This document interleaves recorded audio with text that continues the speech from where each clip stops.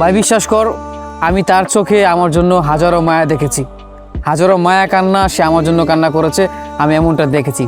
তারপরেও কি জানিস, দিন শেষে সে আমাকে ছেড়ে চলে গেছে।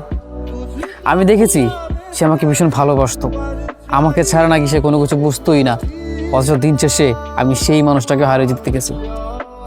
যার চোখে আমাকে হারানোর ভয় ছিল, আমার জন্য যে বারংবার কান্না করে বলতো তোমাকে আমি কখনো ছেড়ে চলে যাব না, আমি সেই মানুষটাকেও দিন শেষে চলে যেতে দেখেছি। যে বলতো তুমি ছাড়া এই জীবন অসম্পূর্ণ, অথচ আজকে আমি ছাড়াই তার জীবন পরিপূর্ণ। বিশ্বাস করবাই, এখন আর মানুষের কোনো কথা বিশ্বাস করি না। সব মানুষকে অবিশ্বাস করেও একটা মানুষকে বিশ্বাস করেছিলাম, আর সেই একজনকে বিশ্বাস করে আমি ঠকে গিয়েছি। আমার জীবনের আশেপাশে বহুত মানুষ এসেছিল, অনেক মানুষ আমাকে ভালোবাসে বলেছিল, কিন্তু তাদের মধ্যে থেকে আমি একজনকে বেছে নিয়েছিলাম, যাকে কিনা সারা জীবনের জন্য বেছে নিয়েছিলাম, অথচ আমি তার কাছে নিশ্চয় ঠকেছি। দিন শেষে সে আমাকে ঠকেছে। তার এই মায়া কান্না পুরোটাই অভিনয় ছিল। তার চোখে মুখে আমার জন্য ভীষণ মায়া ছিল, তারপরও আমি তাকে ছেড়ে চলে যেতে চাইনি, কিন্তু সে চলে গেছে।